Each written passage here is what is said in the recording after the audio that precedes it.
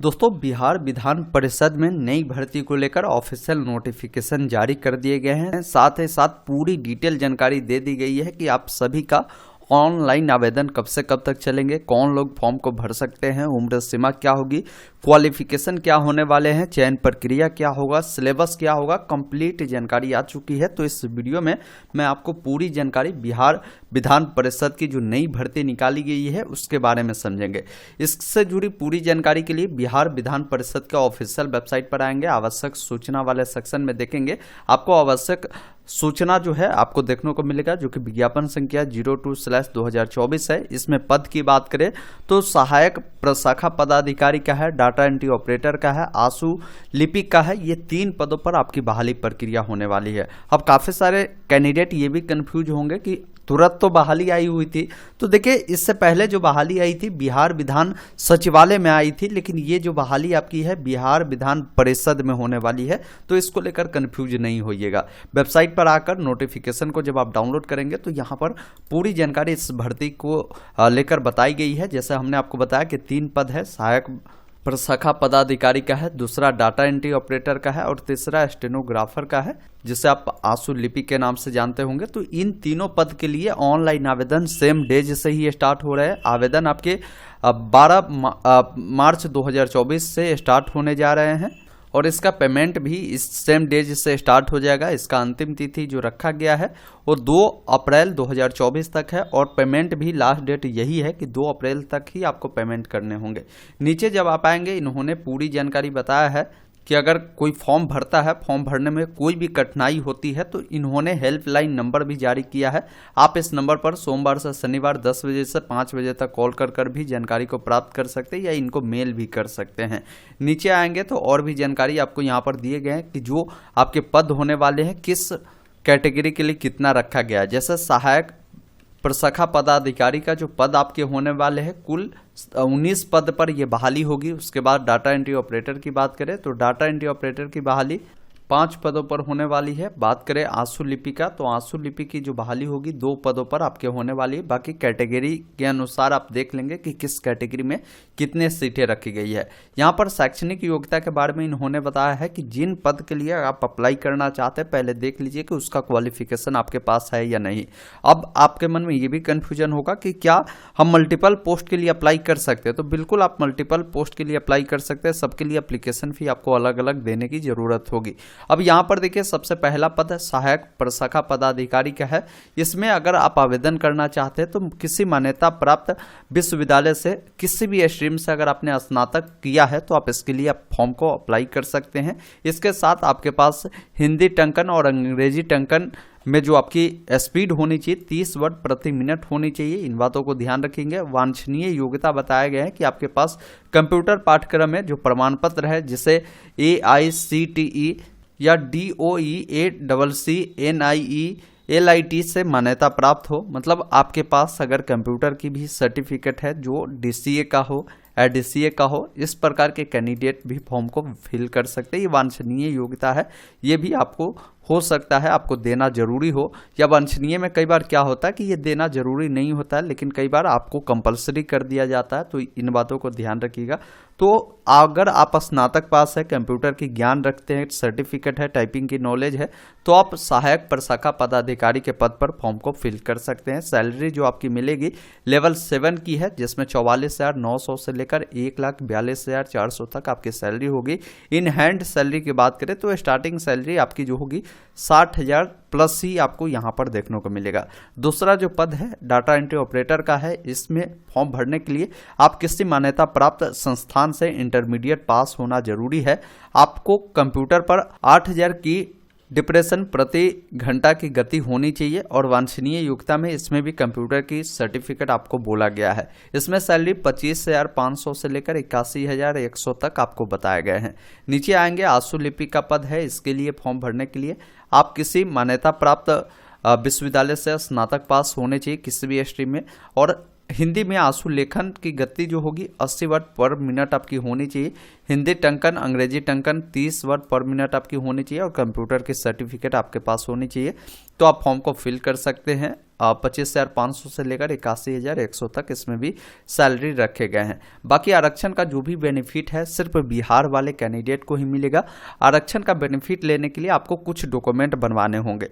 जैसे मान लीजिए अगर आप SC ST वाले हैं तो आपको जाति प्रमाण पत्र बनाने होंगे। वही OBC वाले कैंडिडेट होंगे BC BC तो आपको क्रीमी लेयर प्रमाण पत्र आपको बनाने होंगे। विवाहित अविवाहित महिला अभ्यर्थी के लिए अपने पिता के जो अस्थायी पता है वहां से ये प्रमाण पत्र निर्गत होना जरूरी है। निवास प्रमाण पत्र भी आपको देने होंगे तो आप आरक्षण का बेनिफिट उठा पाएंगे। तो ये डॉक्यूमेंट के बारे में आपको जानकारी दिए गए। नीचे आएंगे तो उम्र सीमा के बारे में इन्होंने बताया है कि जो 3 अलग अलग पद है तो यहाँ पर देखिए आपके 2 जो पद है, जैसे आपके सहायक प्रशाखा पदाधिकारी के है तो इसमें मिनिमम 21 साल है, और एक आंसू लिपि का है, इसमें भी मिनिमम आपकी 21 साल उम्र होनी चाहिए। डाटा एंट्री ऑपरेटर का जो पद है इसमें आपकी जो उम्र होगा ये मिनिमम 18 साल होना चाहिए। एज जो काउंट होगा 1 जनवरी 2024 के अनुसार आपका काउंट किया जाएगा। नीचे आएंगे अधिकतम उम्र के बारे में इन्होंने बताया है कि सभी पदों के लिए जो अधिकतम उम्र होगा, जैसे जनरल वाले जो पुरुष होंगे 37 साल है, कोई महिला होगा पिछड़ा वर्ग अति पिछड़ा वर्ग के पुरुष महिला दोनों के लिए यहाँ पर 40 साल है, और अनुसूचित जाति जनजाति के पुरुष महिला के लिए 42 साल यहाँ पर रखा गया है। अधिकतम उम्र जो आपका गणना होगा ये भी 1/1/2024 के अनुसार यहाँ पर काउंट किया जाएगा, और इसके लिए जो मैट्रिकुलेशन पर आपका जो भी डेट ऑफ बर्थ है इसके अकॉर्डिंग ही आपका डेट ऑफ बर्थ काउंट किया जाएगा। अब बात करते हैं इसमें सिलेक्शन प्रोसेस कैसे होगा। तो ये जो सिलेक्शन प्रोसेस है परीक्षा की पद्धति के अनुसार होगा, मतलब आपके एग्जाम के आधार पर ही किया जाएगा। जैसे सहायक प्रशाखा पदाधिकारी, डाटा एंट्री ऑपरेटर और आंसू लिपि की भर्ती के लिए तीनों के लिए आपकी जो है एग्जाम होने वाले हैं। जैसे यहाँ पर सबसे पहले समझिए कि सहायक प्रशाखा पदाधिकारी के लिए अगर फॉर्म को भरते हैं तो आपकी जो परीक्षा है 3 चरणों में ली जाएगी। पहला चरण जो होगा प्रारंभिक परीक्षा होगी जो कि OMR पर आधारित होगा, बहुविकल्पीय इसमें आपको प्रश्न मिलेगा। और दूसरा चरण जो होगा हिंदी इंग्लिश का जो टंकन है वो लिया जाएगा, और इसी में आपका देखिए MS वर्ड ऑफिस प्रोसेसिंग ये सब जो भी है इसका भी जांच आपका लिया जाएगा। फिर आपका जो है मुख्य परीक्षा यानी मेंस आपका होगा। ये 3 चरण आपके सहायक प्रशाखा पदाधिकारी के लिए है। बाकी जब आप नीचे आएंगे तो पूरी जानकारी दी गई कि प्रथम चरण में जो आपकी परीक्षा होगी किस अनुसार होगा, फिर द्वितीय चरण में जो टाइपिंग है उसके बारे में बताया गया है, और जो आपके मेंस होंगे उसके बारे में भी आपको जानकारी दिए गए हैं। मेघा सूची के बारे में बताया गया कि हिंदी टंकन एवं मुख्य परीक्षा में प्राप्त अंकों के आधार पर ही आपकी जो मेरिट है वो बनाई जाएगी।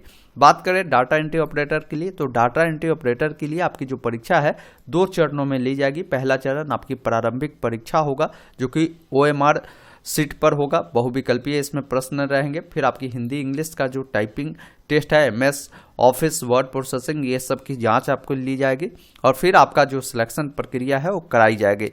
डाटा एंट्री ऑपरेटर में अगर फॉर्म भरेंगे तो यहाँ पर आपकी चयन प्रक्रिया जो होगा यहाँ पर हिंदी टंकन और जो MS ऑफिस वर्ड प्रोसेसिंग ये सब जो जांच होगा इसके आधार पर ही आपका किया जाएगा, ये ध्यान रखिएगा। बाकी जो आंसू लिपि के लिए अप्लाई करेंगे इसका भी जो सिलेक्शन प्रोसेस 2 चरणों में होगा। पहला प्रारंभिक परीक्षा होगा, फिर दूसरा जो चरण आपका होगा हिंदी आंसू लिपिक जाँच होगी, एवं हिंदी टंकन की जो जाँच है वो लिया जाएगा।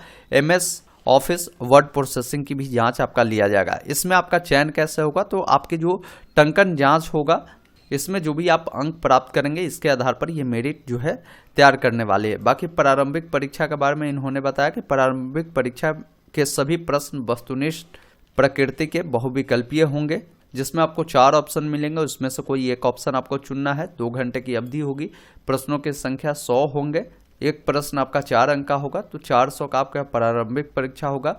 सही उत्तर देने पर आपको 4 अंक दिए जाएंगे, और गलत उत्तर करेंगे तो आपको 1 अंक काट लिए भी जाएंगे, इसके बारे में इन्होंने बताया है। बाकी प्रारंभिक परीक्षा में जो आपकी सब्जेक्ट है किससे आपके प्रश्न पूछे जाएंगे, तो बताया गया कि सामान्य अध्ययन, सामान्य विज्ञान एवं गणित, मानसिक क्षमता, इनसे आपके प्रश्न होने वाले हैं। नीचे आएंगे तो और भी विस्तार से इन्होंने बताया है, जैसे सामान्य अध्ययन से कौन कौन से टॉपिक से प्रश्न आएंगे, सामान्य विज्ञान और गणित से किस टॉपिक से आने वाले हैं, आपकी रीजनिंग से किस टॉपिक से आने वाले हैं, तो वो आप यहाँ पर देख लेंगे।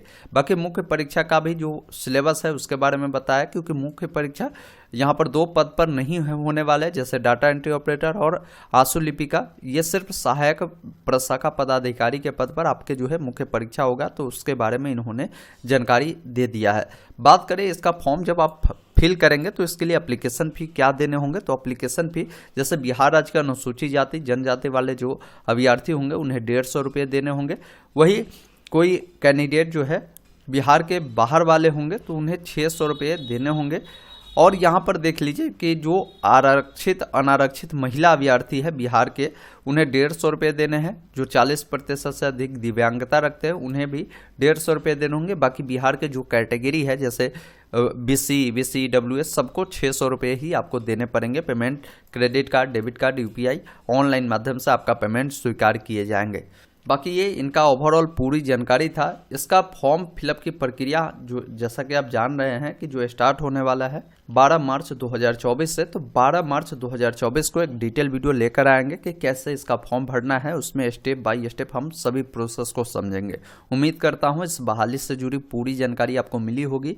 कहीं भी कोई डाउट कन्फ्यूजन है आप नीचे कमेंट बॉक्स में कमेंट कर सकते हैं। इस वीडियो को अपने दोस्तों के साथ जरूर शेयर करें। वीडियो देखने के लिए बहुत बहुत धन्यवाद।